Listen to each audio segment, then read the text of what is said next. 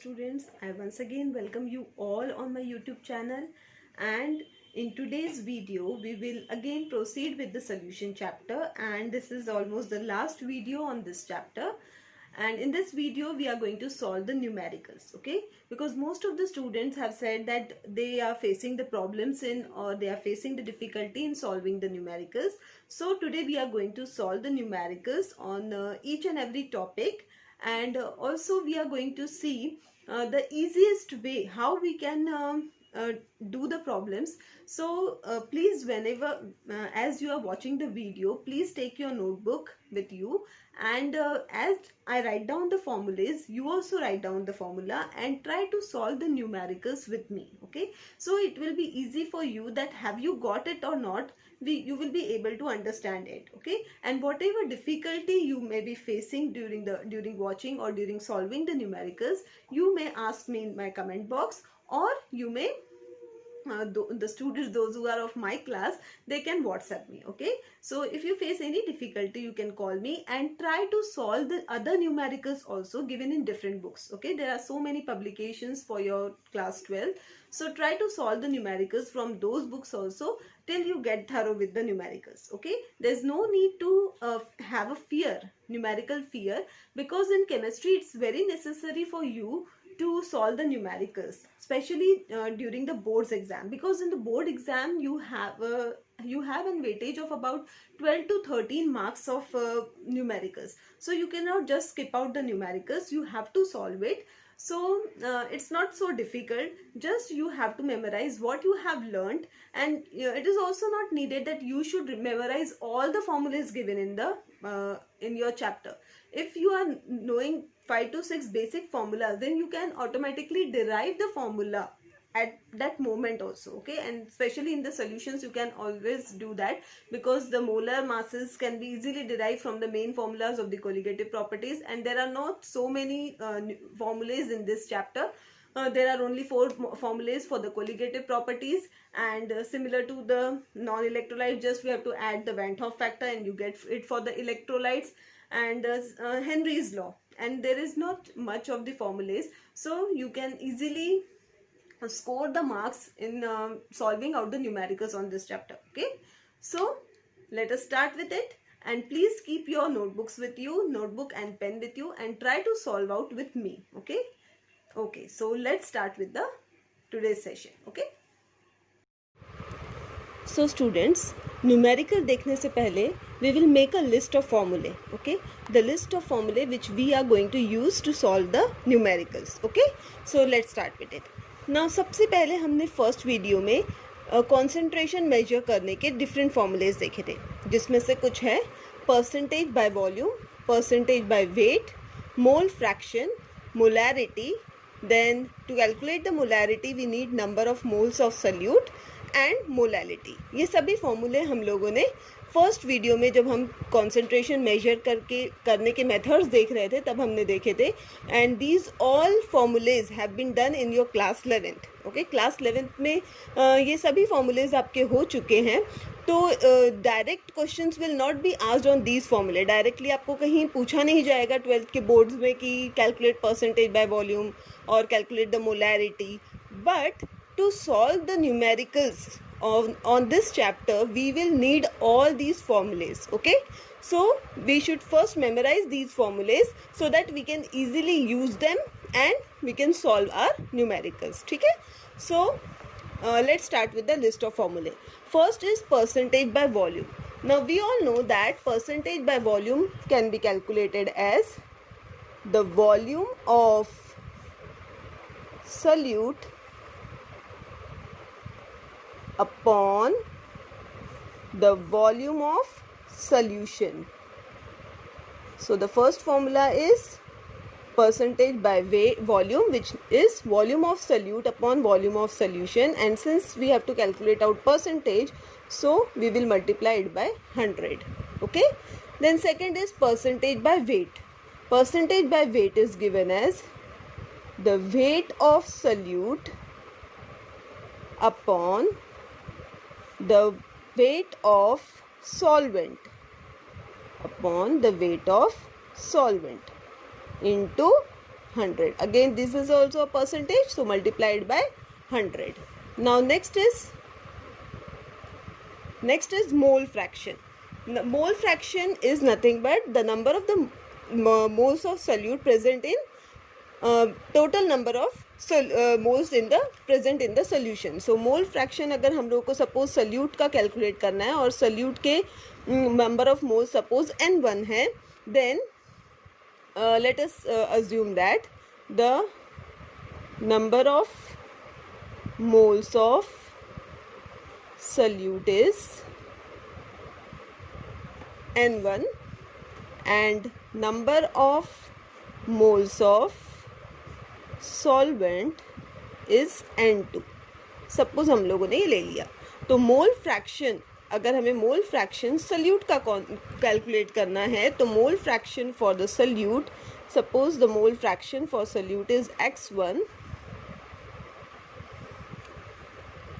mole fraction for solute is suppose x1, then x1 will be equal to number of moles of solute, that is n1, upon total number of moles. Total number of moles क्या हो जाएंगे? solute के moles और solvent के moles. So n1 plus n2. Similarly, we can calculate out the mole fraction for solvent also. Mole fraction of solvent अगर x2 हो गया तो यहाँ पर mole fraction x2 can be calculated as n2 upon n1 plus n2. ठीक है. Next is molarity. Molarity is number of moles of solute. Let us write down the formula. Molarity is number of, I think this color, number of moles of solute. I think this color is not so visible, so let me write with some other color. Let us write it with pink only. So it will be number of moles of solute upon the volume of solution. But the condition is the volume of solution should always be in dm cube. Okay, this volume should be always in dm cube. Now this is molarity is number of moles of solute upon volume of solution. But how to calculate this number of moles of solute? So this number of moles of solute can be calculated as, it is nothing but the mass of solute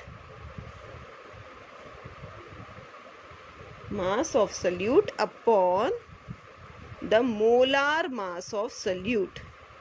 अब यहाँ हम salute के number of moles गिन रहे हैं, इसलिए हम salute का ही मास लेंगे और सल्यूट का ही मोलार मास लेंगे, मोलार मास ऑफ सल्यूट. ठीक है.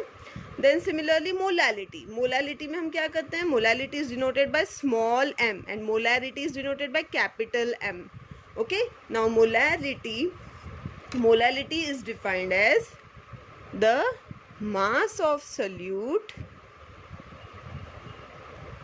number of moles of solute,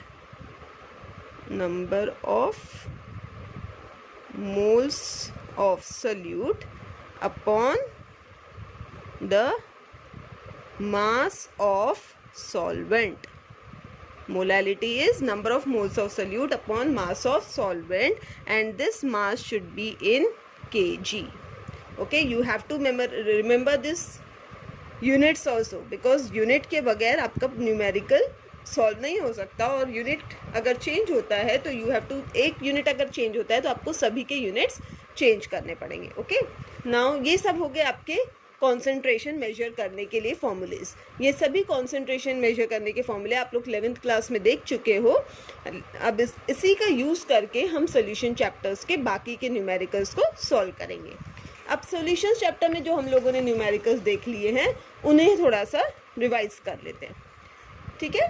तो सबसे पहला हम लोगों ने इसमें देखा था हेनरीज लॉ. हेनरीज लॉ हमें क्या बताता है?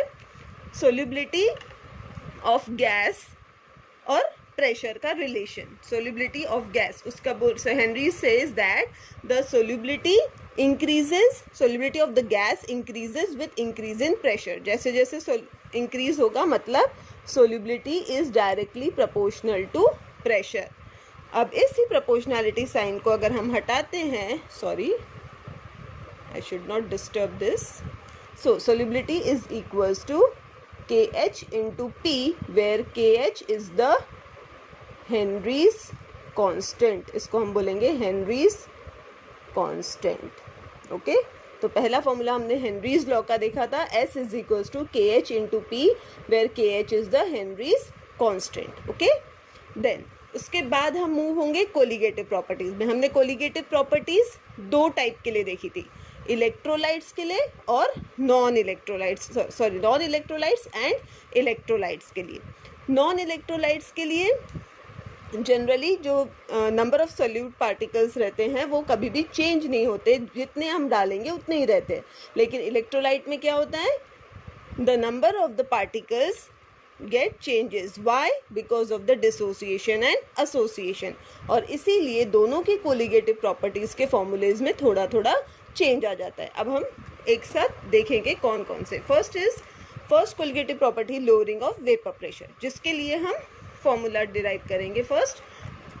So the formula for the colligative property for the non electrolyte lowering of vapour pressure, जो कि it was given by the Raoult's law, which says that the lowering in the vapour pressure that is delta P, lowering in the vapor pressure that is delta P is equals to P1 naught into X2, जो कि बताता है हमको P1 naught into X2. अब यहाँ पर delta P क्या है, this is lowering of vapor pressure. ये था हमारा lowering of vapor pressure, मतलब वेपर प्रेशर कितने से कम हुआ है. देन P1 नॉट जो है that gives the vapour pressure of the pure solvent, vapour pressure of pure solvent. आप लोग भी साथ साथ में यही लिस्ट प्रिपेयर करते जाओ ताकि आपकी भी फॉर्मूले की लिस्ट रेडी हो जाए एंड हम लोग साथ में न्यूमेरिकल सॉल्व करेंगे फिर. Then X2 is equals to the number of moles of solute. इसमें X2 है मोल्स ऑफ सल्यूट. ये एक्सप्रेशंस था आपका lowering of vapour pressure for non electrolyte के लिए. और वही इलेक्ट्रोलाइट के लिए क्या बन जाता है, just we have to add a van't Hoff factor. तो वैन हॉफ फैक्टर जब हम ऐड करेंगे तो ये delta P is equals to I into P1 not into X2, where I is the van't Hoff factor. बाकी की चीज़ें as it is रहेगी, सिर्फ ये जो I कैरेक्टर हमने डाला है that is van't Hoff character. Okay, then second is elevation of boiling point. Elevation of boiling point मतलब क्या है कि जब भी हम एक नॉन इलेक्ट्रोलाइट सल्यूट किसी सॉल्यूशन में, किसी सॉल्वेंट में ऐड करते हैं तो उसका बॉइलिंग पॉइंट बढ़ जाता है. That is known as elevation of boiling point. अब ये एलिवेशन ऑफ बॉइलिंग पॉइंट को कैलकुलेट करने के लिए हम लोगों ने formula elevation of boiling point को हम लिखेंगे डेल्टा टीबी. डेल्टा टीबी से हम डिनोट करते हैं. ये डेल्टा हमने इसलिए लगाया क्योंकि यहाँ हम डिफरेंस फाइंड आउट करेंगे कि इनिशियल बॉइलिंग पॉइंट कितना था और अब फाइनल बॉइलिंग पॉइंट कितना है. अब मैंने आपको बोला कि बॉइलिंग पॉइंट क्या होता है, इंक्रीज होता है. इसका मतलब जो फाइनल बॉइलिंग पॉइंट है वो इनिशियल बॉइलिंग पॉइंट से ज़्यादा होगा. Means delta T B will be equals to the boiling point of, ये इसका किसका बन गया, सॉल्यूशन का बन गया, और ये बन गया आपका सॉल्वेंट का. तो सॉल्यूशन का boiling point will be greater than that of the solvent. Okay, अब यहाँ पर डेल्टा टीबी क्या है आपका, डेल्टा टीबी है elevation of boiling point, elevation of boiling point. Okay, and then second formula हमने देखा था, and this elevation of boiling point is directly proportional to the molality. Small m is molality, तो this delta TB is equals to is directly proportional to delta m, sorry is directly proportional to the molality. और अभी अगर ये मैं proportionality sign हटाती हूँ तो यहाँ मुझे एक कांस्टेंट लगाना पड़ता है जिसको हम क्या बोलते हैं, एबुलियोस्कोपिक कांस्टेंट. KB जो है वो यहाँ पर है एबुलियोस्कोपिक कांस्टेंट, या उसको मोलार एलिवेशन कांस्टेंट भी हम कह सकते हैं. देन अब यही चीज़ ये हो गया नॉन इलेक्ट्रोलाइट के लिए. अब हम देखेंगे इलेक्ट्रोलाइट के लिए। अगेन सेम चीज, इलेक्ट्रोलाइट के लिए लेना है तो हमको सिर्फ क्या करना है, वैन हॉफ फैक्टर ऐड करना है। सो यहाँ पर delta T B will be equals to I into K B into M. Formula बन जाएगा delta T B is equals to I into K B into M. Okay, where I is again a Van't Hoff factor, Kb is ebullioscopic constant, and m is the molar elevation constant. M is the molality of the solute. So I is here Van't Hoff factor. बन गए हमारे formulas. Now next formula, depression in freezing point. Depression in freezing point का मतलब क्या है कि जब भी हम एक नॉन इलेक्ट्रोलाइट सल्यूट किसी सॉल्वेंट में ऐड करते हैं तो उसका फ्रीजिंग पॉइंट कम हो जाता है। तो उसको हम फ्रीजिंग पॉइंट है इसलिए हम यहाँ पे क्या लिख रहे हैं, डेल्टा टी एफ। अगेन यहाँ पे हम डिफरेंस फाइंड आउट करने वाले हैं कि इनिशियल फ्रीजिंग पॉइंट कितना है और आफ्टर एडिंग अ सल्यूट कितना हो गया, और उन दोनों का जो डिफरेंस है उसको हम क्या बोलेंगे, depression in freezing point. Okay, अब यहाँ पे हमने बोला कि फ्रीजिंग पॉइंट डिक्रीज हो रहा है, मतलब प्योर सॉल्वेंट का फ्रीजिंग पॉइंट ज़्यादा रहेगा।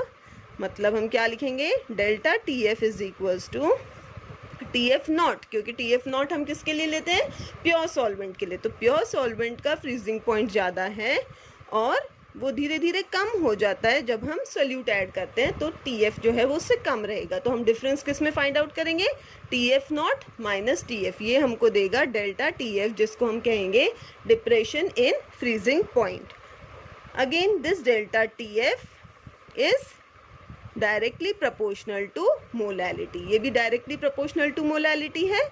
और इसी को हम अगर मोलैलिटी प्रोपोर्शनलिटी साइन हटाते हैं तो उसको हम लिखते हैं K F into M, where K F is known as the cryoscopic constant, cryoscopic constant या फ्रीजिंग पॉइंट डिप्रेशन कांस्टेंट भी इसे कहा जाता है।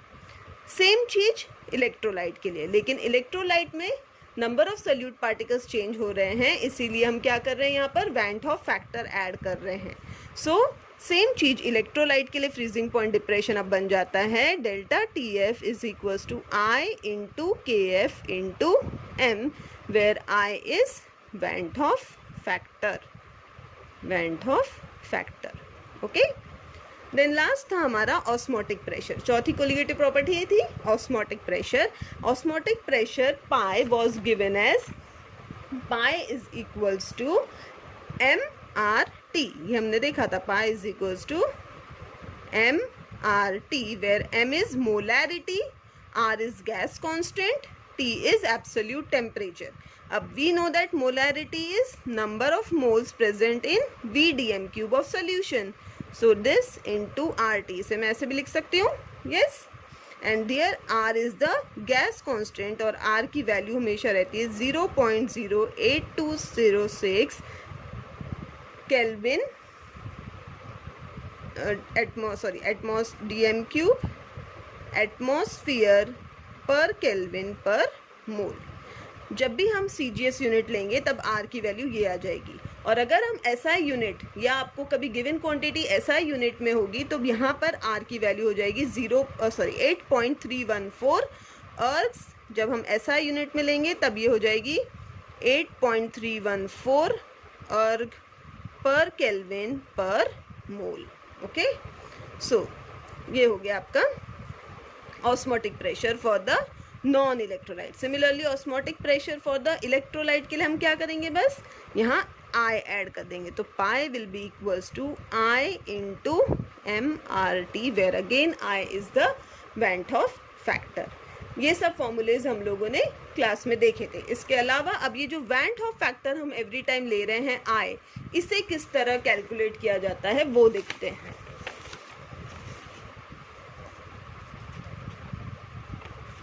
So the van't Hoff factor I, इसको कैलकुलेट करने के लिए हम क्या करते हैं, फ्रीजिंग पॉइंट में जो कैलकुलेट करना है तो क्या हो जाएगा, this is depression in freezing point for the solution for the electrolyte upon the depression in freezing point for the non electrolyte. ये नीचे हमने जो स्टैंडर्ड वैल्यूज ली है वो है नॉन इलेक्ट्रोलाइट के लिए, और ऊपर की जो वैल्यूज है वो किसके लिए है, इलेक्ट्रोलाइट के लिए।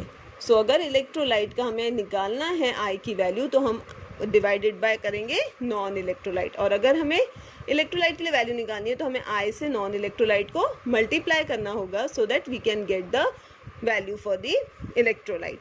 Similarly I will be again also equal to the elevation in the boiling point for the electrolyte upon elevation in boiling point for a non-electrolyte. Similarly, I is also equals to the lowering in vapor pressure for the electrolyte upon lowering of vapor pressure for the non-electrolyte. And also I is equals to the osmotic pressure for electrolyte upon the osmotic pressure for the non-electrolyte. ठीक है. इसके बाद हम लोगों ने molar mass देखे थे, सभी के मोलार मास कैलकुलेट किए थे फॉर इलेक्ट्रोलाइट और नॉन इलेक्ट्रोलाइट्स के लिए. बट हम लोग यहाँ पर अब मोलार मास और वेपर प्रेशर लोअरिंग में फर्स्ट जो है हमारी colligative property vapour pressure lowering, हम उसका और मोलार मास के लिए फॉर्मूला लिखेंगे. ये सभी कुछ हम लोग ऑलरेडी क्लास में डिराइव कर चुके हैं. ठीक है. So we have to just write down now the formulae for each of them. Okay. So सबसे पहला है हमारा molar mass and vapour pressure lowering, जिसके लिए हम लोगों ने फॉर्मूला देखा था. Relative lowering of vapour pressure means delta P upon P1 not is equals to W2 into M1 upon M2 into W1. ठीक है. यहाँ पर डेल्टा P जो है वो है lowering in vapour pressure, P1 not is the vapour pressure of the pure solvent, W2 जो हम लोगों ने लिया है that is the weight of solvent, then W1 is the weight of solute. उसके बाद में M2 हो जाएगा the molar mass of solvent, and M1 will be molar mass of solute.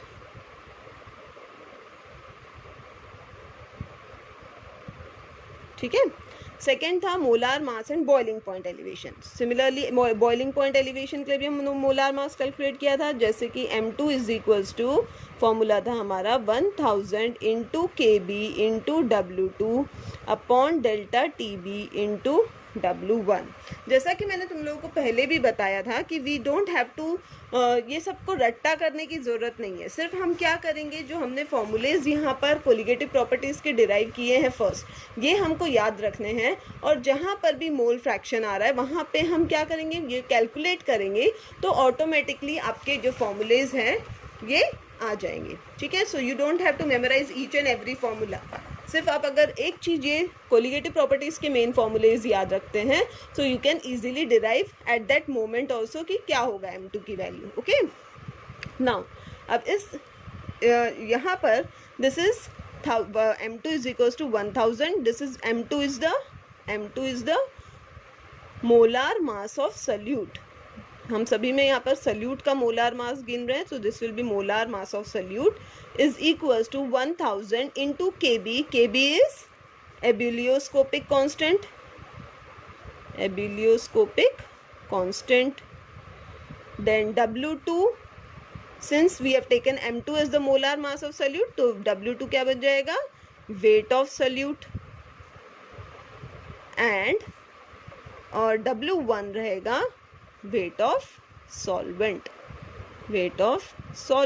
Delta TB is elevation in the boiling point. जितने से भी elevation हो रहा है, बॉइलिंग पॉइंट जितने से भी बढ़ रहा है, that is given by delta TB. So this is elevation of boiling point. Then next is molar mass and freezing point depression. Same है जैसा बॉइलिंग पॉइंट के लिए है, सेम इसके लिए भी ऐसा रहेगा. Only the difference is here we are going to use the cryoscopic constant Kf into W2 upon, and instead of elevation in boiling point we are going to use depression in freezing point. Again the values are same. M2 is the molar mass of solute, W2 is the weight of solute, then Kf is the cryoscopic constant, delta Tf is depression in freezing point, and W1 is the weight of solvent.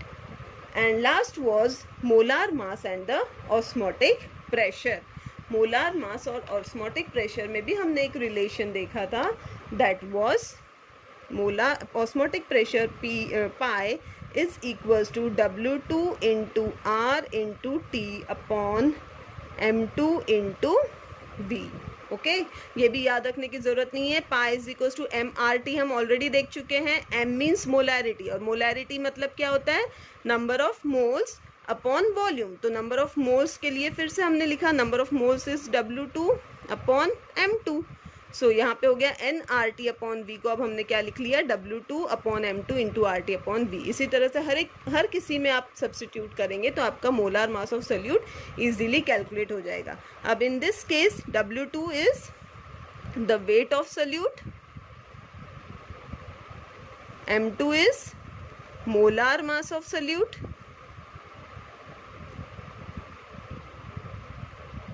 then T is the absolute temperature, R is the gas constant, and V is the volume of the solution. V is volume of solution, and R की value हम already देख चुके हैं, gas constant है, इसकी value है 0.08206 dm³ atmosphere per kelvin per mole.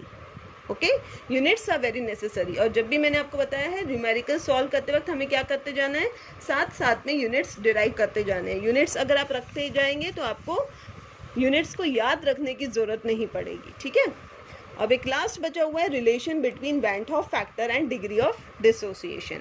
Degree of dissociation हम लोगों ने वीक इलेक्ट्रोलाइट के लिए देखा था, जिसे हम अल्फा से डिनोट करते हैं। अब ये जो वैन हॉफ फैक्टर है I, और डिग्री ऑफ डिसोसिएशन में हमने रिलेशन देखा था I is equals to 1 plus alpha into n-1।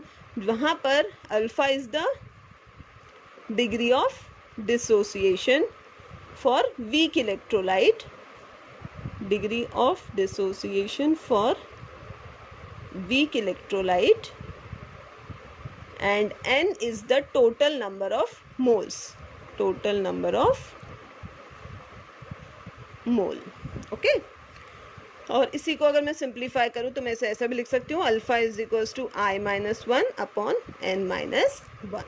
So ये कुछ फॉर्मूलेज हम लोगों ने इस चैप्टर में देखे थे, और इन फॉर्मूलेज से अब हम क्या करेंगे, न्यूमेरिकल सॉल्व करने की कोशिश करेंगे। Okay, so let us start with the numericals.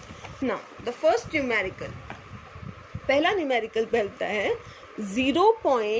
मैंने क्या कहा है आपको, जब भी आपको न्यूमेरिकल मिलते हैं आपको क्या करना है, सबसे पहला काम, you have to read the numerical twice. First read it once, try to understand, then in the second time when you are reading, jot down what is given and what you have to find out। ठीक है, हम same method यहाँ use करेंगे and we'll try to solve it out। तो सबसे first problem है आपका 0.1 molar solution of K2SO4 in water has a freezing point of -4.3 degree Celsius. मतलब ये क्या है, depression in freezing point. Then what is the value of Van 't Hoff factor if Kf for water is 1.86 Kelvin kg per mole। ठीक है, तो ये हमने एक बार रीड कर लिया, थोड़ा बहुत हमको समझ भी गया। अब हम उसको फिर से रीड करेंगे और जो जो चीज़ें हमें गिवन है वो हम लिखने की कोशिश करेंगे। सो फर्स्ट 0.1 मोलार सोल्यूशन, मतलब क्या दिया हुआ है हमें, मोलालिटी दी हुई है। मोलालिटी हमें दिया हुआ है 0.1 मोल, जिसको हम और क्या लिख सकते हैं, 0.1 मोल्स पर केजी। ये मोलालिटी को हम सिर्फ स्मॉल m से लिखा हुआ है, और हमको पता है molality is nothing but number of moles present in per kg of solvent. So number of moles के लिए मोल पर केजी। देन सेकेंड आगे बढ़ते हैं, 0.1 molar solution of K2SO4 in water, मतलब हम लोगों का सॉल्वेंट यहाँ पर वाटर है और सोल्यूट है K2SO4, has a freezing point of -4.3 degree Celsius. अब ये माइनस है, इसका मतलब क्या है, ये डिप्रेशन इन फ्रीजिंग पॉइंट। ये निगेटिव साइन हमको इसका यूज़ नहीं करना है, सिर्फ ये माइनस है, इसका मतलब ये हमें क्या बता रहा है कि डिप्रेशन हुआ है वहाँ पर। ओके, सो डेल्टा TF की वैल्यू हमें दी हुई है 4.3 डिग्री सेल्सियस। ओके, देन आगे बढ़ते हैं, what is the value of van 't Hoff factor, मतलब हमें पूछा क्या गया है कि हमें I की वैल्यू फाइंड आउट करनी है, van 't Hoff factor. Then if KF for water, मतलब हमें क्रायोस्कोपिक कांस्टेंट की वैल्यू दी हुई है KF इज 1.86 केल्विन kg पर मोल। ओके, तो अब हम यहाँ पर गिवन क्वांटिटीज हमारे पास सब आ गई, हमको van Hoff factor find out करना है। अब वैन हॉफ फैक्टर हम जनरली सिर्फ इलेक्ट्रोलाइट्स के लिए ऐड करते हैं, तो देखते हैं कि यहाँ पर हमारा जो सल्यूट है वो इलेक्ट्रोलाइट है या नहीं। Yes, K2SO4 is an electrolyte, क्योंकि जब ये वाटर में जाएगा तो it will dissociate into 2K+ ions and 1SO4 2- ions, इस तरह से डिसोसिएट हो जाएगा K2SO4। यस, तो ये जो K2SO4 की रिएक्शन इस तरह से हो जाएगी। आपको रिएक्शन लिखने की ज़रूरत नहीं, बट ये हमें बताता है कि ये जो सल्यूट हमने ऐड किया वो क्या है, हमारा इलेक्ट्रोलाइट है। ओके, सो और एक चीज़ हमें पता चलती, अब यहाँ पे हम आगे बढ़ते हैं। नाउ अब सोल्यूशन निकालते वक्त हमें क्या करना है, सबसे पहले ये सोचना है कि हमें फॉर्मूला कौन सा लगाना है। सो फॉर्मूला लगाने के लिए अब हमारे पास यहाँ पर डेल्टा TF की वैल्यू, अब हमें पता है कि I कैलकुलेट करने के लिए the formula is delta TF upon delta TF not, जो कि ये है आपका डेल्टा TF इलेक्ट्रोलाइट के लिए और ये है आपका नॉन इलेक्ट्रोलाइट के लिए। अब इसमें हमें दिया हुआ है 0.1 मोलार सोल्यूशन ऑफ K2SO4, मतलब हमें इलेक्ट्रोलाइट सोल्यूशन के लिए वैल्यू दी हुई है फ्रीजिंग पॉइंट की। इसका मतलब हमारे पास डेल्टा TF की वैल्यू है और डेल्टा TF नॉट की वैल्यू नहीं है। तो अब इस फॉर्मूले से हमें पहले क्या करना होगा, डेल्टा TF नॉट पता करना होगा, तभी हम वो चीज़ यहाँ सब्स्टिट्यूट कर पाएंगे और इस न्यूमेरिकल को सॉल्व कर पाएंगे। ओके, सो अब हमें पता है डेल्टा TF नॉट को हम कैलकुलेट कैसे करते हैं, this is nothing but KF into molality. अब हमें यहाँ पर KF की वैल्यू दी हुई है, दिस इज 1.86 केल्विन kg पर मोल इंटू मोलैलिटी है हमारा 0.1 मोल पर kg। ठीक है, हमेशा यूनिट साथ में लिखते चलना है so that it will be easy for you. अब देखिए कितना ईजी बन गया, यहाँ पे पर kg कैंसिल हो गया, पर मोल कैंसिल हो गया। अब हमें क्या करना है, 1.86 into 0.1, so this is nothing but 0.186 और यूनिट बचा क्या हुआ है, केल्विन। सो आ गया हमारा बराबर डेल्टा TF नॉट की वैल्यू आ गई हमारे पास 0.186 केल्विन। अब हम फाइंड आउट करेंगे I कैसे कैलकुलेट करना है, delta TF upon delta TF not. अब हमारे पास दोनों वैल्यूज है, मैंने क्या कहा, यहाँ निगेटिव साइन सिर्फ ये बताने के लिए होता है कि this is depression in freezing point. Okay, तो हम लोग लिखते वक्त वहाँ पे साइन लिखने की जरूरत नहीं, 4.3 अपॉन TF नॉट। अब भी हमने कैलकुलेट किया 0.186 केल्विन, दोनों का यूनिट केल्विन। अब ये दोनों को हम लॉग से भी सॉल्व कर सकते हैं या डायरेक्ट आप डिवीजन करके भी सॉल्व कर सकते हैं, but try to use the log only.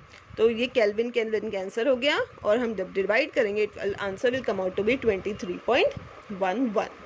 Okay, log से अगर करना है तो आप लॉग ऑफ 4.3 लेंगे माइनस लॉग ऑफ 0.186 करेंगे। माइनस करने के बाद आपका जो भी आंसर आएगा उसका आप एंटी लॉग देखेंगे और एंटी लॉग देखकर उसे सॉल्व करेंगे। अगर आपको लॉग एंटी लॉग देखने में कुछ दिक्कत जाती है, नहीं समझ में आता, तो यू कैन आस्क मी। ठीक है, जब भी आपको चाहिए तो आप बता दीजिए, तो मैं I will prepare a video on it also. ठीक है, now let's move to the next numerical. अब सेकेंड न्यूमेरिकल सॉल्व करने की कोशिश करते हैं। सेकेंड इज, अब ये क्या बोल रहा है, the osmotic pressure of calcium chloride and urea solution of the same concentration at the same temperature are respectively 0.605 atmosphere and 0.245 atmosphere. Calculate van Hoff factor I। ठीक है, ये तो डायरेक्ट क्वेश्चन दिया हुआ है। अब हम इसको सॉल्व करने की कोशिश करते हैं। हम फिर से रीड करेंगे and we will try to write down what is given to us. So the osmotic pressure of calcium chloride and urea solution of the same concentration, मतलब दोनों का concentration same है, of the same concentration at the same temperature भी same रखा है, मतलब जब हमारा पाई जो है osmotic pressure pi is equal to MRT, तो वहाँ पर टेम्परेचर भी सेम है और कॉन्सेंट्रेशन मतलब मोलारिटी M भी सेम है। ठीक है, ये दो चीज़ें सेम है। Are respectively 0.605 atmosphere and 0.245 atmosphere, मतलब हमको पाई की वैल्यू दी है ऑस्मोटिक प्रेशर किस किस के लिए, कैल्शियम क्लोराइड के लिए और यूरिया के लिए। कैल्शियम क्लोराइड के लिए it is saying that it is 0.605 atmosphere. यहाँ रिस्पेक्टिवली बोल रहा है, मतलब पहला जो दिया हुआ है क्वांटिटी वो फर्स्ट इसके लिए, और सेकेंड क्वांटिटी सेकेंड के लिए, ठीक है, सेकेंड यूरिया के लिए, एंड दिस इज 0.245 एटमॉस्फेयर। अब हमें क्या पूछ रहा है वो, you have to calculate out van't Hoff factor I, ठीक है। अब वेंट हॉफ फैक्टर आई हमें अगेन यहाँ पर पता है, पहले हम क्या करेंगे, जो चीज़ें दी हुई है और टू फाइंड हमको आई, ठीक है ना। अब हमें सबसे पहले तो हमको ये चीज़ पता है कि द ऑस्मोटिक प्रेशर जो है, सपोज कैल्शियम क्लोराइड के लिए अगर हम लेते हैं तो it will be equals to I into M into R into T. अब यहाँ मैंने आई क्यों लगाया है, क्योंकि यहाँ पर हम लोगों को कैल्शियम क्लोराइड दिया है। कैल्शियम क्लोराइड कैसा है, एक इलेक्ट्रोलाइट है, ओके। और हमें यहाँ पे आई की वैल्यू फाइंड आउट करनी है, मतलब हमको इलेक्ट्रोलाइट नॉन इलेक्ट्रोलाइट दोनों क्या चीज़ लेनी पड़ेगी। So pi of CaCl2 is I into M into R T. ये एम जो है वो है कैल्शियम क्लोराइड के लिए, ठीक है। सेकेंड पाई ऑफ यूरिया क्या बन जाएगा फिर, I of M into R into T, okay. So this is into I, और ये जो है ये है यूरिया के लिए, ये भी आपका है calcium chloride and this is urea, ठीक है। अब नाउ लेट्स मूव। अब suppose I am saying that this is equation 1, this is equation 2। Now in the numerical it is said that कि दोनों का कॉन्सेंट्रेशन सेम है और टेम्परेचर भी सेम है। अब यहाँ पर दोनों का कॉन्सेंट्रेशन सेम है, मतलब ये दोनों चीज़ें मैं अगर डिवाइड करती हूँ तो इनको कैंसिल कर सकती हूँ। सिमिलरली टेम्परेचर को भी कैंसिल कर सकती हूँ, और आर तो गैस कांस्टेंट है, वो तो सभी के लिए सेम रहेगा, तो मैं इन्हें भी कैंसिल कर सकती हूँ। तो मेरे पास क्वांटिटीज़ क्या क्या बच जाएगी, ऑस्मोटिक प्रेशर बच जाएगा और आई बच जाएगा, बाकी की चीज़ें कैंसिल हो जाएगी। अब सच में भी हमें दिया हुआ सिर्फ पाई की वैल्यू है, तो हम इजीली उससे कैलकुलेट कर सकेंगे। तो let us divide equation 1 by equation 2, ठीक है। तो ये हो जाएगा आपका pi of CaCl2 upon pi of urea will be equals to I of CaCl2 into M into R into T upon I of urea into M into R into T। अब ये M दोनों के same है, concentration same है, ठीक है। यहाँ पर सेम कॉन्सेंट्रेशन बताया गया है इसलिए कैंसिल हो जाएंगे, सेम टेम्परेचर बताया गया है इसलिए ये दोनों कैंसिल हो जाएंगे, और R तो गैस कांस्टेंट है तो वो भी सेम रहेगा, सो ये सभी क्वांटिटीज कैंसिल हो जाएगी। Now let us substitute. Pi of CaCl2 की वैल्यू दी हुई है आपको 0.605 एटमॉस्फेयर, यूरिया की दी हुई है 0.245 atmosphere, will be equals to I of calcium chloride. I of calcium chloride हमें पता नहीं है, तो let us keep it as it is. अब आई ऑफ यूरिया, यूरिया क्या है, यूरिया एक नॉन इलेक्ट्रोलाइट है, और हमें पता है कि नॉन इलेक्ट्रोलाइट की आई की वैल्यू हमेशा 1 रहती है, क्योंकि वो डिसोसिएट नहीं होते। और आई कैलकुलेट करने के लिए हम क्या करते हैं, आई रहता है हमारा number of moles dissociated, upon total number of moles, total number of moles जो हमने ऐड किए, मोल्स एडेड। तो अब यहाँ पे अगर मैं 1 मोल ऐड कर रही हूँ तो वो डिसोसिएट नहीं होगा, इसलिए बचे हुए भी यहाँ पर 1 ही रहेंगे। तो आई की वैल्यू हमेशा नॉन इलेक्ट्रोलाइट के लिए हमेशा it will B, every time it will B 1 only. तो यहाँ पे आई ऑफ यूरिया बन गया हमारा 1। Now we can easily calculate out van't Hoff factor for calcium chloride. So I for calcium chloride will be equals to 0.605 divided by 0.245। इन दोनों को divide करेंगे हम, answer will be 2.46। Atmosphere cancel हो जाएगा, there will be no unit for I of Cl2। इसको भी आप लॉग से भी सॉल्व कर सकते हैं by just subtracting the log of these two and then taking out the antilog, okay. So in this way we have solve this numerical. समझ में आया आपको? Next let's move to the third numerical. So the third numerical says that the vapor pressure of water at 20 degrees Celsius is 17 millimeter Hg. What is the vapor pressure of solution containing 2.8 gram urea in 50 gram of water? मतलब अब यहाँ पर हमने first time read कर लिया, अब फिर से हम रीड करेंगे और उसे गिवन क्वांटिटीज लिखेंगे। सबसे पहले वो क्या बोल रहा है, the vapour pressure of water at 20 degrees Celsius. सो हमें टेम्परेचर दिया हुआ है और वेपर प्रेशर दिया हुआ है। वेपर प्रेशर क्या बोल रहा है, इज 17 मिलीमीटर Hg, मतलब वेपर प्रेशर को हम डिनोट करते हैं P से, और ये किसका वेपर प्रेशर है, वाटर का, मतलब सॉल्वेंट का। So P not will be equals to 17 millimetre Hg। Okay, then second is temperature दिया हुआ है, temperature T is equals to, but vapour pressure में generally doesn't require any temperature, so हम temperature फिलहाल लिखते नहीं है, या चलो यहाँ लिख ही लेते हैं, T is equals to 20 degree Celsius. Then next is what is the vapour pressure of solution, मतलब हमें यहाँ पर वेपर प्रेशर पूछ रहा है, P जो है वो है हमारे लिए ढूंढने की चीज। ओके, ढूंढना है हमको यहाँ पर। So what is the vapour pressure of solution containing 2.8 gram of urea. Urea है, मतलब यूरिया क्या है यहाँ पर, सोल्यूट, तो मतलब हमें वेट ऑफ सोल्यूट दिया हुआ है। वेट ऑफ सोल्यूट हम जनरली लेते हैं W2 से, सो W2 is 2.8 gram in 50 gram of water, मतलब हमें वेट ऑफ वाटर भी दिया हुआ है, मतलब सॉल्वेंट भी दिया हुआ है, एंड दैट इज 50 ग्राम, जिसको हम बोलेंगे W1। ओके, अब हमें क्या पता करना है, P पता करना है। इसका मतलब अब हमें कौन सा फॉर्मूला यूज करना पड़ेगा यहाँ पर, एक सेकेंड, ये थोड़ा सा ब्लर हो गया है कैमरा, मैं इसे ठीक कर देती हूँ। ओके, ये फिर से ब्लर हो रहा है। नाउ इज इट ओके, हाँ अब सबको विजिबल है। सो vapour pressure of water at 20 degree Celsius is, ये दिया हुआ है, अब हमें फाइंड आउट करना है। ठीक है, फाइंड आउट क्या करना है, प्रेशर, वेपर प्रेशर। अब वेपर प्रेशर और ये सब क्वांटिटीज दी हुई है। वेपर प्रेशर का फॉर्मूला हमारे पास एक तो ये है, delta P is equals to P1 not into x1, but इसमें से हमें कोई भी चीज़ पता नहीं है, इससे हम कैलकुलेट नहीं कर पाएंगे क्योंकि यहाँ हमें मोल फ्रैक्शन पता नहीं है। So let us use the formula for the molar mass. Molar mass वाला फॉर्मूला हम यहाँ यूज करेंगे and we will find out.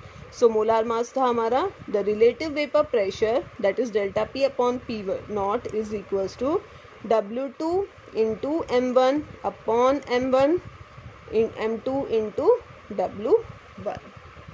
ठीक है, सो अब यहाँ पर हमें डेल्टा P की वैल्यू पता नहीं है, सो डेल्टा P को हम सिंप्लीफाई करके लिखेंगे, delta P is P minus P nought, क्योंकि यहाँ पर क्या हो रहा है, sorry P nought minus P, lowering of vapour pressure. Lowering of vapour pressure मतलब प्योर सॉल्वेंट का वेपर प्रेशर ज़्यादा है, सॉल्यूशन का कम है, तो हम P नॉट माइनस P करेंगे upon P nought is equals to W2। W2 हमारे पास दिया हुआ है, M1 हमें पता नहीं है, तो हमें मोलार मास कैलकुलेट करना होगा। M2 की वैल्यू भी हमें पता नहीं है, तो वो भी हम कैलकुलेट करेंगे इनटू W1। W1 हमें दिया हुआ है। ओके, सो सबसे पहले हम कैलकुलेट करते हैं M1। M1 क्या है यहाँ पर, molar mass of solute, molar mass of solute. अब यहाँ सोल्यूट कौन, sorry molar mass of solvent, solvent हमने M1 को जो लिया, W1 50 ग्राम लिया, ये हमारा सॉल्वेंट था, तो M1 मोलार मास भी सॉल्वेंट का लेंगे हम। M1 is equal to molar mass of solvent. अब यहाँ पर सॉल्वेंट है हमारा H2O, कैसे कैलकुलेट करेंगे मोलार मास, इनके मॉलिक्यूलर वेट को ऐड करके। अब यहाँ पर दो मॉलिक्यूल्स है, दो एटम्स है हाइड्रोजन के और एक एटम है ऑक्सीजन का, तो हम लेंगे 2 into molecular weight of hydrogen. Molecular weight of hydrogen है 1 प्लस ऑक्सीजन का एक atom 1 into the atomic weight of oxygen. Atomic weight of oxygen is 16, so ये हो गया आपका 2 plus 16 and that is equals to 18। तो ये आ गया आपका M1 is equals to 18। Okay, similarly अब हम क्या फाइंड आउट करेंगे, मोलार मास ऑफ यूरिया, मतलब कि हमारा M2, यहाँ पर सोल्यूट हमने यूज़ किया है urea, so molar mass of urea, तो उसके लिए हमें यूरिया का फॉर्मूला पता होना चाहिए, दैट इज NH2CO NH2। ठीक है, सो यहाँ पर मतलब हमारा, इसको अगर मैं पूरी तरह से लिखूँ तो ये क्या बन जाएंगे, 2 नाइट्रोजन, 4 हाइड्रोजन, 1 कार्बन और 1 ऑक्सीजन। अब सबका हम मॉलिक्यूलर वेट निकालेंगे और ऐड करेंगे। सबसे पहले 2 इंटू नाइट्रोजन का एटॉमिक वेट है 14 plus 4 into atomic weight of hydrogen is 1 plus carbon है 1, so 1 into atomic weight of carbon is 12, plus oxygen का भी एक एटम इंटू ऑक्सीजन का एटॉमिक वेट 16। इन सबको कैलकुलेट करेंगे, this will become 28 plus 4 plus 12 plus 16 and that will come out to be 6060। Okay, तो ये हो गया हमारा M2। अब हमारे पास ये चारों वैल्यूज हो गई, M1, M2, W1, W2, और यहाँ से हमें P0 भी पता है। ओके, तो हम अब इस एक्सप्रेशन को सॉल्व करेंगे।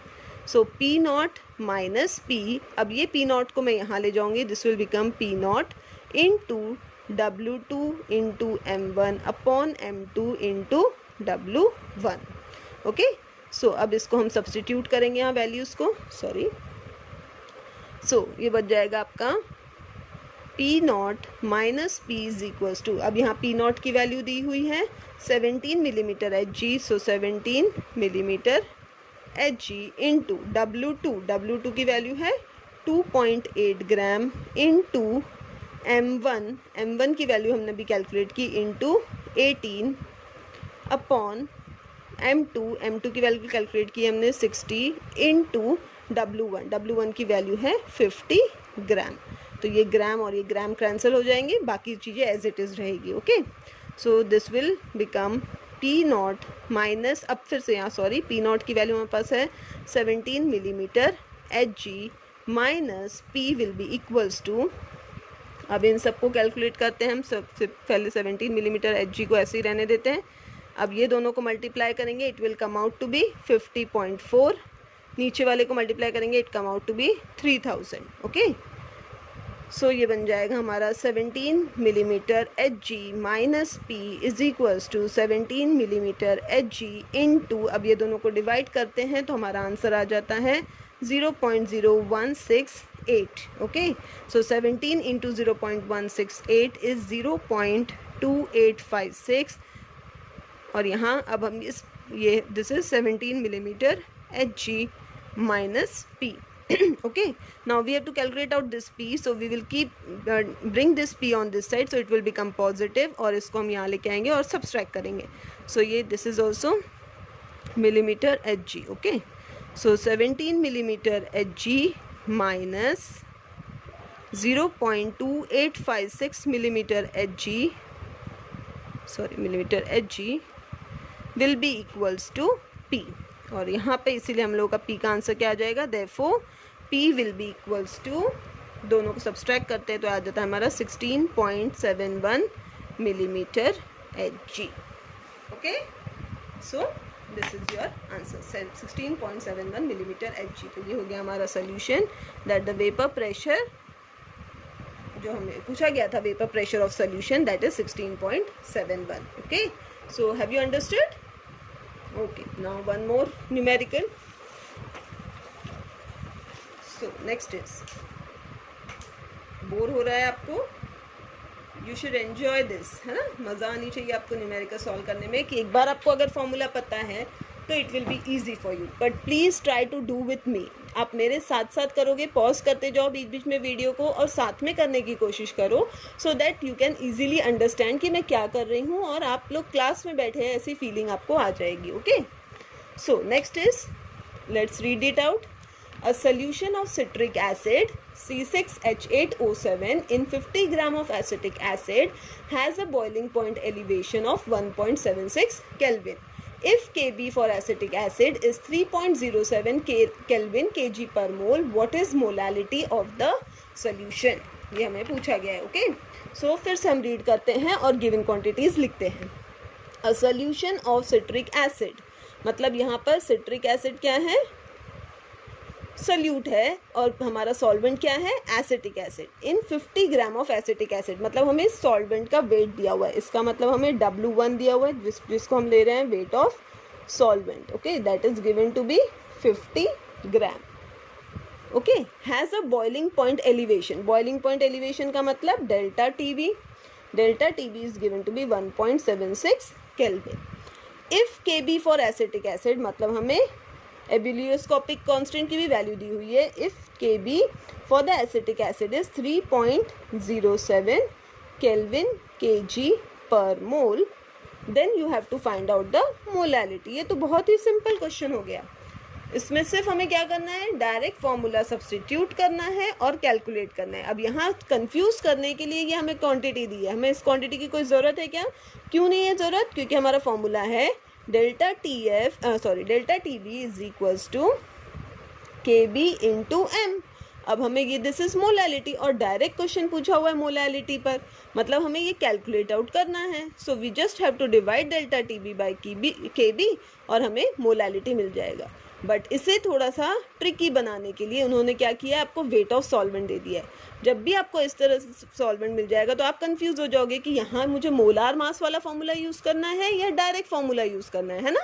सो in order to confuse you ऐसा प्रॉब्लम दिया हुआ है, बट ये एकदम सिंपल प्रॉब्लम है। डायरेक्ट मोलैलिटी हमें कैलकुलेट आउट करनी है and we have the formula delta T B is equals to K B into M.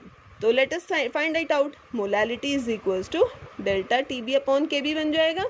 सबकी वैल्यूज हमारे पास डायरेक्ट दी हुई है। डेल्टा टी बी दिया हुआ है 1.76 केल्विन एंड के बी की वैल्यू है 3.07 केल्विन के जी पर मोल।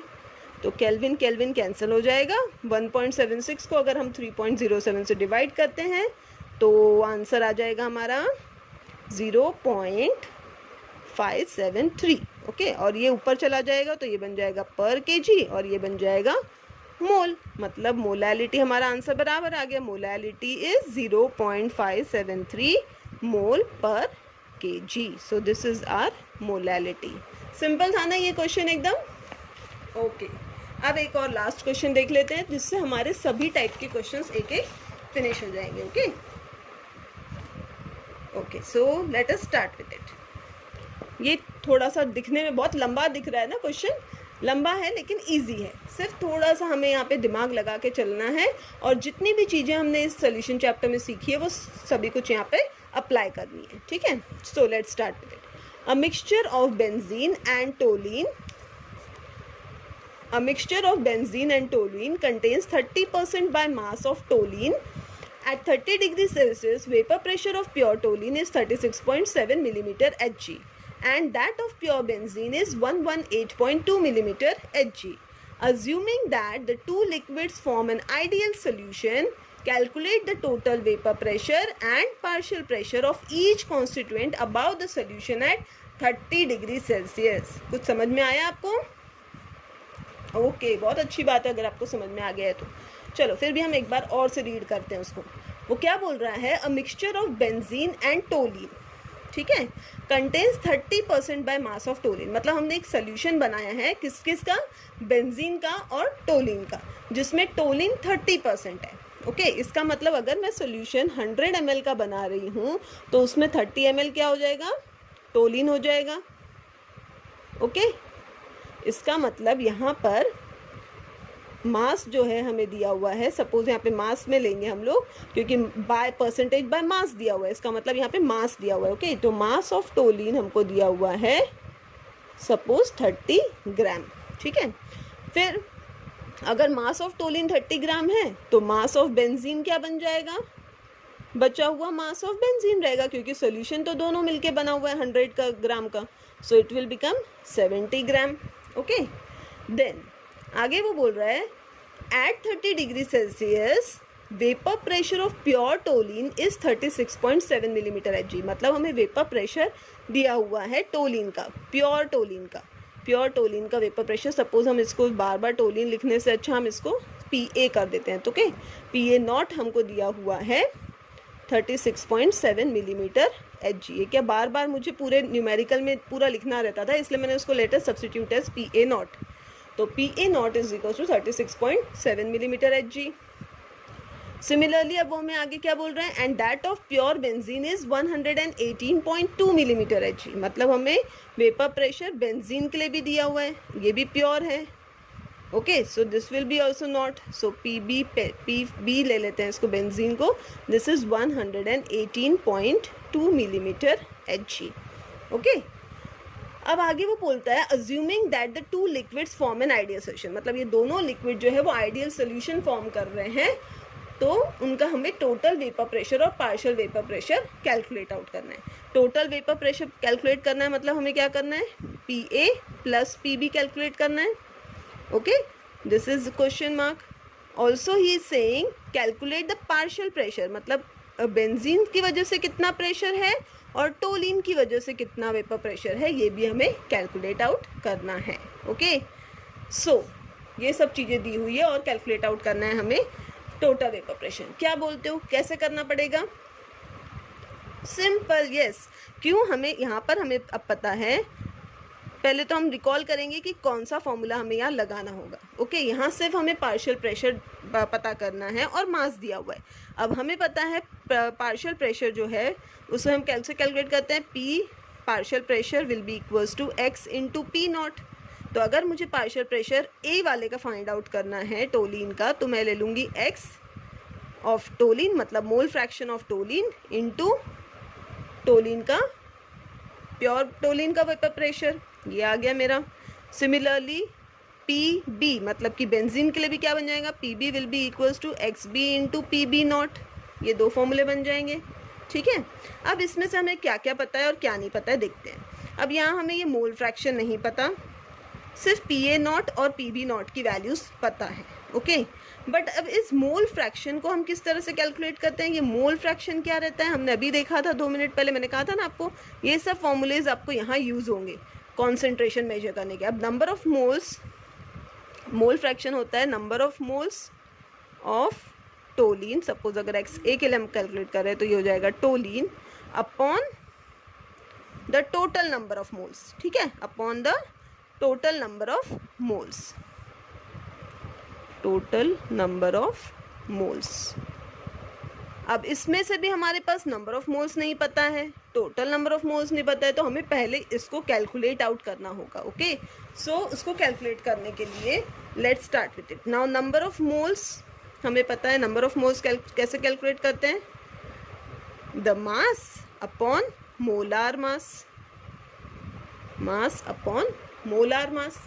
अब यहाँ पर मास कितना है, सबसे पहले हम कर रहे हैं कैलकुलेट आउट टोलिन के लिए। ओके, तो टोलिन के लिए मास कितना दिया हुआ है, टोलिन के लिए मास है 30। ओके, अब हमें मोलार मास कैलकुलेट करना है, 30 ग्राम हमने लिया था ना, यहाँ मास ऑफ टोलिन दिया हुआ था 30 ग्राम। अब मोलार मास, मोलार मास के लिए हमें क्या करना पड़ेगा, उसका हर एक का एटॉमिक वेट ऐड करना पड़ेगा। अब वी नो दैट टोलिन का फॉर्मूला क्या है, ये ऐसा होता है टोलिन, एक बेंजीन रिंग और उसके साथ एक CH3। ओके, मतलब हमारा फॉर्मूला है C6H6 और यहाँ पर सॉरी H5CH3। तो ये टोटल हो गया हमारे C7H8, ये फॉर्मूला बन गया हमारा। ओके, सो C7H8 के लिए हम फॉर्मूले के लिए कैलकुलेट करेंगे। सो ये क्या बन जाएगा, 7 into atomic wait of carbon is 12 plus 8 into atomic wait of hydrogen that is 1। So now 12 7 84 plus 8, तो ये आ गया आपका 92। ओके, ये हो गया हमारा 92। अब सिमिलरली हम अब फाइंड आउट करेंगे मोलार मास, ये हो गया हमारा। सो यहाँ पे आ जाएगा हमारा 92, 30 ग्राम अपॉन 92, ये हो गया मेरा number of moles of toluene, number of moles of toluene. ठीक है, अब हम आगे बढ़ते हैं, इसे हम थोड़ा सा ऐसे रख देते हैं सामने। ओके, अब हमें कैलकुलेट करना है number of moles of benzene. Okay, number of moles of benzene, फिर से ये क्या बन जाएगा, mass upon molar mass. So let us calculate out first the molar मास, क्योंकि मास तो हमें यहाँ दिया हुआ था, मास दिया हुआ था 70 ग्राम। तो let us find out the molar mass. तो molar mass of benzene, benzene का फॉर्मूला है C6H6। तो कैलकुलेट आउट करते हैं, 6 कार्बन है तो 6 into atomic wait of carbon plus 6 into atomic wait of hydrogen. तो ये हो गया 72 प्लस 6 मतलब 78। ये आ गया आपका 78। अब हम आ जाते हैं इसी फॉर्मूला पे। देखो यहाँ पर नंबर ऑफ मोल्स हम लोगों ने कैलकुलेट करना है। सो नंबर ऑफ मोल्स था हमारा मास अपॉन मोलार मास। मास हम लोग को ऑलरेडी दिया हुआ है, number of moles of benzene. Okay, so mass दिया हुआ है हमें 70 ग्राम अपॉन हमारा मोलार मास आ गया अभी कितना आया हमारा मोलार मास 78। ओके, ये दोनों चीज़ें हमारी कैलकुलेट आउट हो गई। ठीक है, अब हमें क्या करना है, XA फाइंड आउट करना है। XA का मतलब क्या है, number of moles of toluene upon total number of moles. तो कैलकुलेट आउट करते हैं हम XA मतलब number of moles of toluene. Number of moles of toluene हम लोगों ने अभी यहाँ कैलकुलेट आउट किया था। Number of moles of toluene था हमारा यहाँ पर 30/92। सो ये बन जाएगा हमारा 30/92। फिलहाल हम इसको ऐसे ही रहने देते हैं। Upon total number of moles, XA कैसे कैलकुलेट आउट करते हैं, टोटल नंबर ऑफ मोल्स। अब टोटल नंबर ऑफ मोल्स यहाँ पे कौन कौन से हैं, बेंजीन और टोलिन, दोनों के नंबर ऑफ मोल्स लेने पड़ेंगे। तो अभी टोलिन के है 30/92 प्लस बेंजीन के है 70/78। तो ये आ गया हमारा XA। सिमिलरली XB क्या बन जाएगा, number of moles of benzene. तो number of moles of benzene है 70/78 अपॉन टोटल नंबर्स सेम ही रहेगा। सो यहाँ पर भी हो जाएगा 30/92 प्लस 70/78। ओके, ये आ जाएगा आपका इतना। अब हम इसे कैलकुलेट आउट करेंगे। इसको सॉल्व आउट करने पर हमारा आंसर आएगा 0.2664। यहाँ कैसे कैलकुलेट आउट करना है आपको, cross multiplication then divide. Okay, यहाँ पर भी cross multiplication and then divide. अगर आपको नहीं समझ में आए तो you can ask me and this will come out to be 0.7335।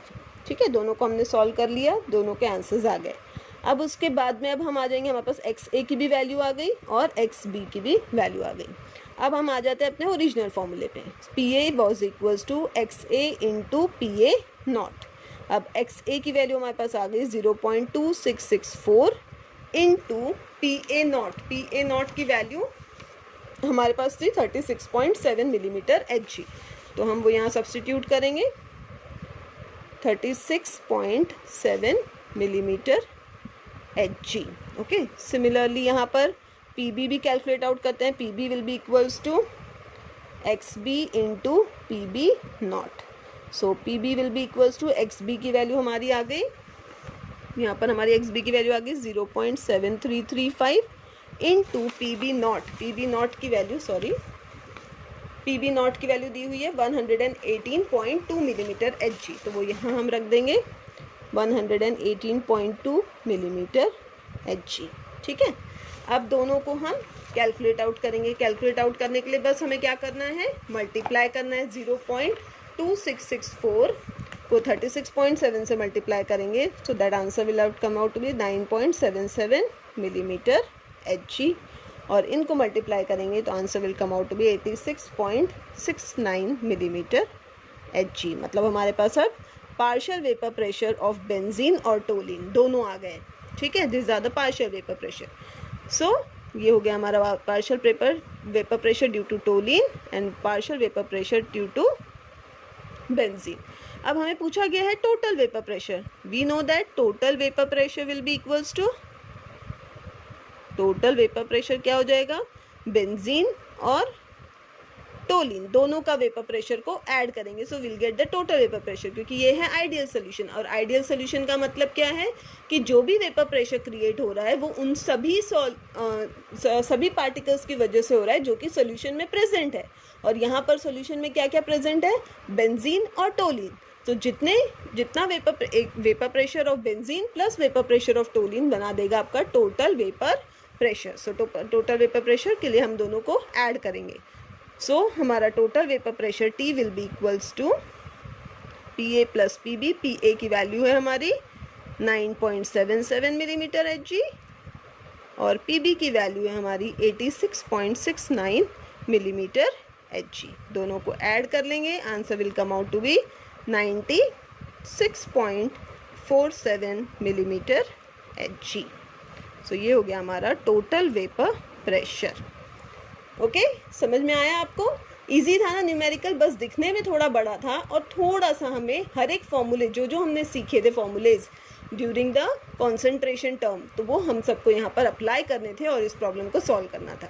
इस तरह से आप कोई भी न्यूमेरिकल सॉल्व करते हैं, बस आप एक लिस्ट बना लीजिए कौन कौन से फॉर्मूलेज आपके पास है, कौन कौन से फॉर्मूलेज आपके दिमाग में हैं, and practice more and more. जितने आप न्यूमेरिकल्स प्रैक्टिस करेंगे उतने फॉर्मूले ऑटोमेटिक आपके माइंड में आ जाएंगे and you will not need any one for the help of to solve the numerical. ठीक है, समझ में आया आपको? ओके देन, इसके बाद भी आपको अगर कोई भी प्रॉब्लम है आपके न्यूमेरिकल सॉल्व करने में तो आप मुझे कभी भी पूछ सकते हैं। ठीक है,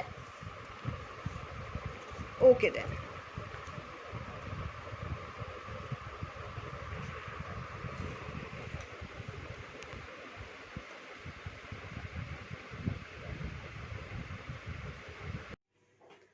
So students, hope you must all have understood and you must all have enjoyed this session of solving the numericals.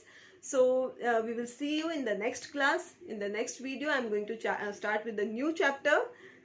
Until then, bye bye. Thank you.